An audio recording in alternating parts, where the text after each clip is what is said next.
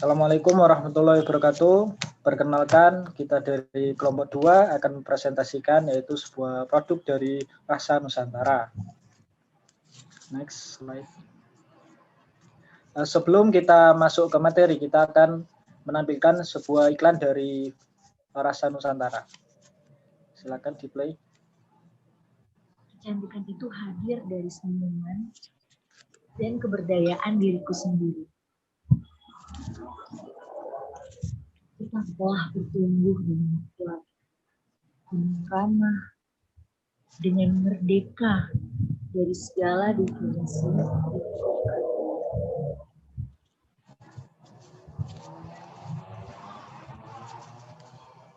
Teruntuk diriku, terima kasih telah berjuang. Terima kasih telah memaafkan. Tetaplah menerima. Teruslah mengasihi. Tetaplah bertumbuh dengan kuat, dengan ramah, dengan merdeka dari segala definisi yang bukan milik sendiri.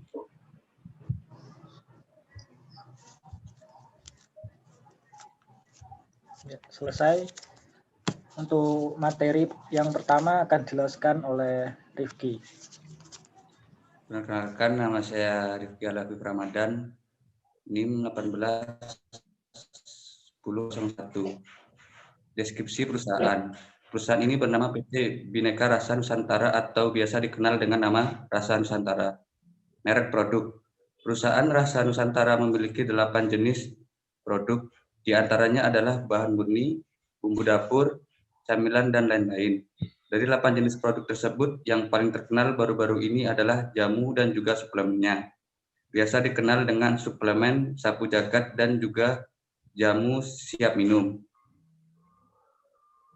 Selanjutnya.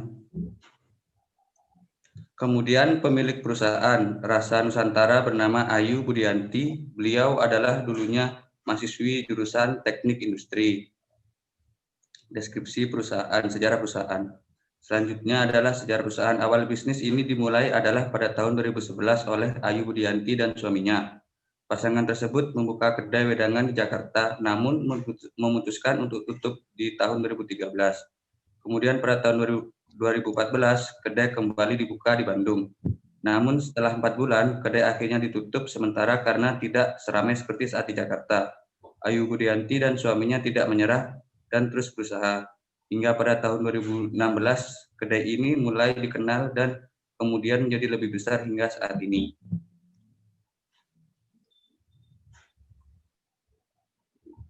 Oke, saya lanjutkan jenis dan keunggulan produk ya. Yang pertama adalah jamu konsentrat, yang kedua jamu siap seduh, yang ketiga bumbu dan bahan makanan, yang keempat bahan murni, yang kelima camilan, yang keenam minyak esensial, yang ketujuh perawatan diri, dan yang terakhir perawatan rumah dan kebersihan. Yang pertama ini adalah jamu konsentrat, ini produknya Sekar Jagad. Produk ini adalah suplemen yang beda dari produk lain. Jika pada umumnya suplemen ini berbentuk kapsul, tapi beda dengan produk ini karena diproduksi dalam bentuk cairan, sehingga lebih mudah untuk dikonsumsi dan manfaatnya lebih terasa. Karena lebih mudah diserap oleh tubuh, ada 3 varian yaitu Sapu Jagat untuk meningkatkan imunitas tubuh, Sekar Jagat untuk suplemen kecantikan yang kaya dan kandungan kolagen. Yang terakhir adalah Sapu Jagat anak untuk meningkatkan imunitas anak. Oke, selanjutnya adalah jamu siap seduh. Ini adalah produknya mereknya Tamba ya. Tamba ini adalah produk jamu dalam bentuk serbuk yang bisa diseduh dengan menggunakan filter. Keunggulan dari produk ini adalah siapapun bisa dengan mudah menyimpan dan membawa jamu ini kemanapun karena sudah diproduksi dalam bentuk serbuk sehingga dapat menyeduh jamu ini di mana saja. Ada 2 varian dari produk ini yaitu beras kencur dan kunyit asam. Selanjutnya adalah bumbu dan bahan masakan. Ini mereknya Rasana. Sambal bumbu siap masak ini terdiri dari 3 bumbu dasar dengan resep kearifan lokal, yaitu bumbu putih, bumbu merah, dan bumbu kuning. Produk ini juga baru saja di-launch pada saat pandemi COVID-19. Keunggulan dari produk ini tentunya adalah bumbu dasar ini sangat mudah untuk digunakan terutama pada era modern, di mana memasak adalah hal yang hal yang tidak lagi sulit untuk dilakukan. Selanjutnya adalah bahan murni. Ini mereknya Herbiologi. Herbiologi ini merupakan produk berbasis tanaman untuk kesehatan dengan beragam yang variatif. Produk yang ditawarkan oleh Herbiologi ini terbuat dari bahan-bahan dasar yang memiliki zat aktif dan berbagai manfaat. Oke, selanjutnya ini adalah camilan. Camilan ini mereknya Espali Cashew. Espali Cashew ini memproduksi produk olahan kacang mete dan bahan baku lainnya yang didapatkan langsung dari petani di sekitar Karangasem, Bali. Produk Espali Cashew ini terbuat dari 100% bahan alami tanpa bahan pengawet serta diolah dan dikemas khusus oleh kelompok masyarakat di Desa Ban. Selanjutnya ini minyak esensial mereknya Jamu Kutus-Kutus. Minyak balur dari kutus-kutus ini bersinergi dengan alam karena mengandung tanaman herbal yang diolah dengan menggunakan bahan alami.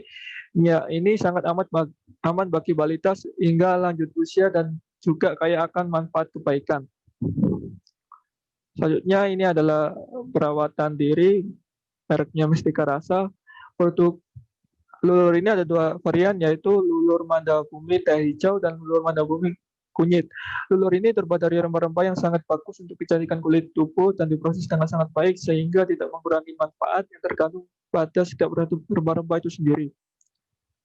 Halnya perawatan rumah dan kebersihan, ini mereknya Dr. Soap. Dr. Soap ini berangkat dengan keinginan besar untuk menciptakan produk antiseptik yang unggul untuk perawatan pribadi maupun kebutuhan rumah tangga. Diformulasi dengan bahan berbaku tanaman dan bahan yang terbuat dari laboratorium.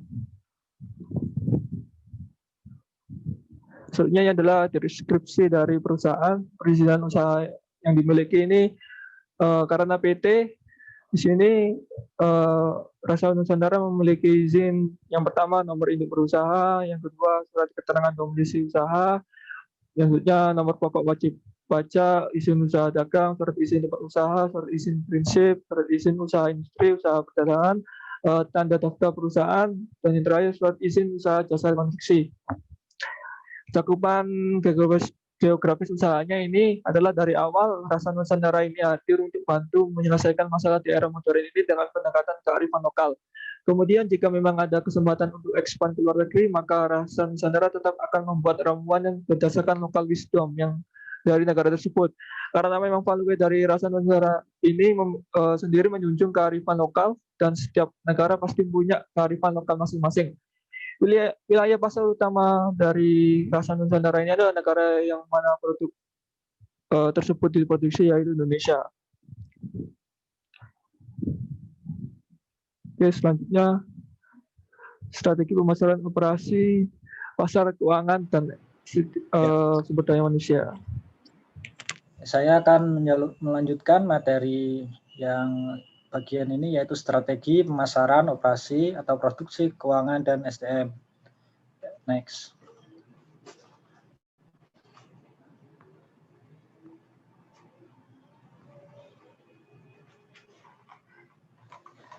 Ya, yang pertama itu STP atau segmenting, targeting, atau positioning.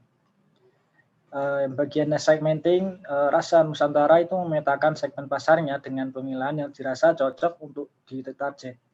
Di antaranya segmennya itu dengan usia anak-anak sampai dengan dewasa, dan segmen masyarakat yang ingin mengonsumsi produk herbal atau jamu. Yang targetingnya, setelah memetakan pasar, Rasa Nusantara yaitu mentarget yaitu konsumen yang ingin mengkonsumsi produk yang ramah bagi tubuh atau herbal, dan juga masyarakat yang ingin mengkonsumsi camilan kearifan lokal Nusantara. Di bagian positioning, Rasa Nusantara memposisikan produknya dengan baik sehingga produknya itu laku di segmen pasarnya. Yang kedua, yang selanjutnya yaitu branding. Pada branding Rasa Nusantara memilih branding dengan kearifan lokal Nusantara.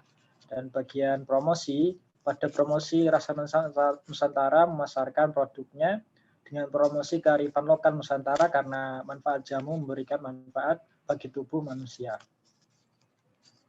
Next.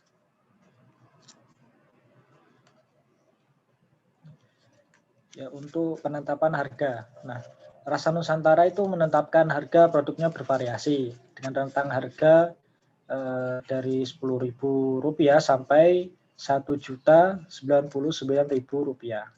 Pada di harga produk-produk yang tertinggi itu berisi bundle-bundle atau sejumlah paket dari gabungan produk sehingga harganya itu bisa tinggi. Selanjutnya yaitu sistem distribusi. Rasa Nusantara mempunyai saluran distribusi yang bervariasi. Awalnya Rasa Nusantara mulai penjualan melalui instant messenger yaitu atau WA, yakni dengan sistem pre-order. Kemudian mulai berani titip jual produk-produk di toko dan rajin mengikuti bazar. Dan ternyata permintaan terus meningkat. Pada awal 2019 lalu, Rasa Nusantara itu baru mulai berjualan di e-commerce, yaitu seperti Tokopedia, Shopee, Lazada, dan beberapa lainnya. Hingga akhirnya Mei 2020, mereka membuka website sendiri, yaitu rasa.id, dan menjual produk-produknya itu di sana. Pengiriman produk Rasa Nusantara dilakukan menggunakan jasa ekspedisi seperti JNE, Si Cepat, sampai JNT, dan lain-lain, kecuali bila layanan tidak tersedia di daerah yang dituju atau permintaan khusus dari pelanggan. Penambahan biaya pengiriman dikarenakan permintaan layanan pengiriman selain ekspedisi di atas akan ditanggung sepenuhnya oleh pelanggan. Yang selanjutnya yaitu layanan pelanggan. Rasa Nusantara memiliki website dan memiliki layanan pelanggan, yaitu di websitenya yaitu www.rasa.id, sehingga para pelanggan jika memiliki pertanyaan tentang Rasa Nusantara akan disampaikan dengan mudah. Selanjutnya, next slide. Selanjutnya yaitu operasi atau produksi. Pada sistem operasinya, Rasa mempunyai beberapa staf dalam beroperasi bisnisnya, yaitu ada staf bagian produksi, staf operasi, staf pemasaran, dan lain-lain. Pada sistem operasinya, Rasa Nusantara akan memproduksi produknya dengan target sekian dan menjualnya di websitenya maupun di marketplace. Yang selanjutnya yaitu pemasok. Rasa Nusantara memasok bahan-bahan lokal yang alami serta meraciknya dengan penuh kearifan lokal. Yang selanjutnya yaitu lokasi usaha. Pada lokasi usahanya memasarkan produknya di banyak tempat, diantaranya di websitenya sendiri, di marketplace seperti Shopee dan Tokopedia, dipasarkan di mall, dan di event acara tertentu. Rasa Nusantara memiliki kantor yaitu di Perumahan Kampung Padi, Jalan di Situ Indah, nomor 6, nomor D9, Dago, Coblong, di Bandung, Provinsi Jawa Barat. Selanjutnya yaitu layouting. Pada tata letak Rasa Nusantara ini memakai elemen desain warna, yaitu perpaduan warna coklat muda, putih, dan hitam, membuat visual produknya mengindikasikan dengan bahan-bahan yang alami dari alam. Selanjutnya, next. Presentasi selanjutnya akan dijelaskan oleh Dimas. Saya akan mempresentasikan tentang keuangan. Keuangan yaitu ada dua, info tentang laba dan permodalan. Yang pertama, info tentang laba. Jika mencari tentang info laba di perusahaan belum kami temukan, karena kurang tersedianya informasi yang ada. Dan yang kedua, permodalan. Berawal dari modal yang tidak sampai 1 juta, Ayu Budianti dan suami Hatta Kresna membangun bisnis jamu ready to drink dalam kemasan Rasa Nusantara. Memiliki konsep bisnis jamu ready to drink dalam kemasan Rasa Nusantara memiliki konsep yang unik, yaitu jamu dalam kemasan botol menjadi tantangan tersendiri. Pada tahun 2016, minuman jamu dalam kemasan pada saat itu masih belum awam di tengah masyarakat. Tetapi lambat dengan menjunjung nilai-nilai kreatif lokal, pemberdayaan perempuan, dan hidup penuh kesadaran membawa kesuksesan tersendiri bagi Rasa Nusantara. Next.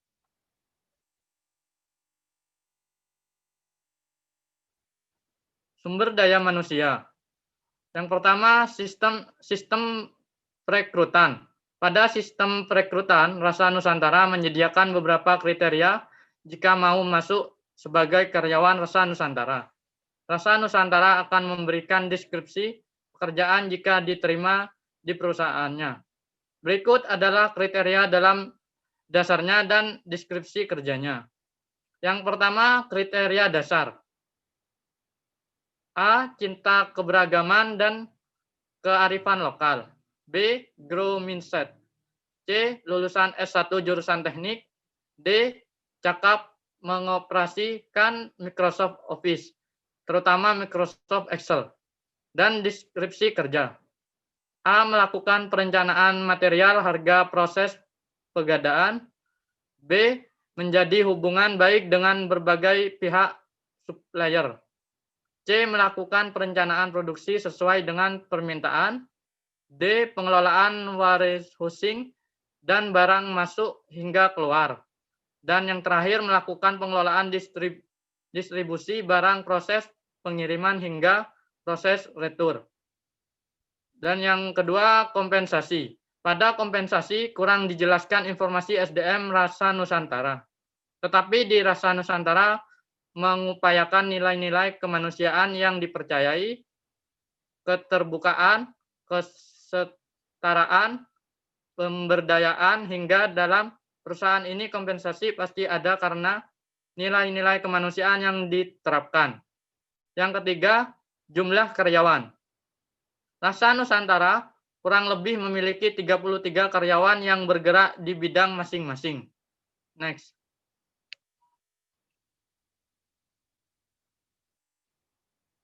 Struktur organisasi.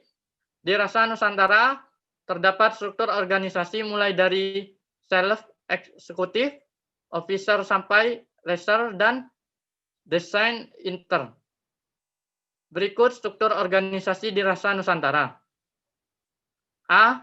Self Executive Office. B. Self Marketing Office. C. Chief Operating Office. D. Chief Financial Office. E. Chief Informational Office. F. BDO dan Marketplace. G. Branding dan Comstaff. Dan H. Fotografi. Yang I itu Community. J. Admin dan Operatif Staff. Produk Hand 2 orang. Production Head 15 orang. Packing Staff 2 orang. Packing Staff. Transportation dan Distribution 2 orang. Waste Management Intern. Dan yang terakhir Ration dan Desain Intern.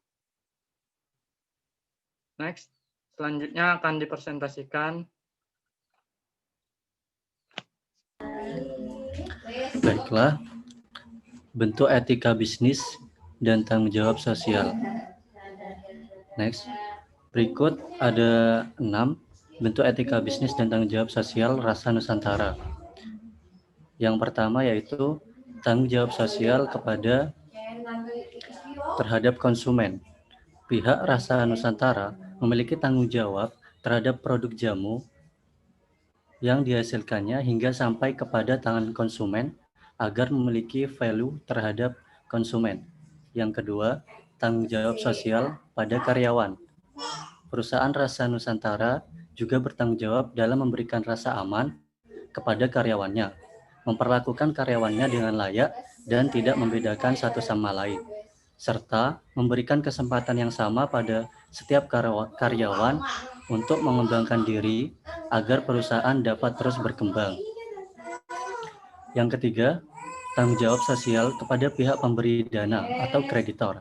Perusahaan Rasa Nusantara dapat menyelesaikan kewajibannya dengan menyampaikan pada pihak kreditor ketika mengalami masalah keuangan.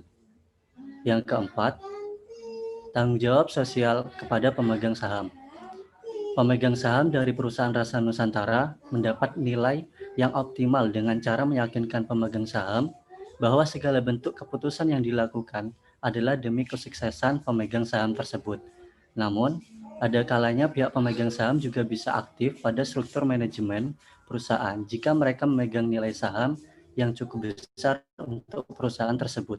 Yang kelima, tanggung jawab sosial kepada lingkungan.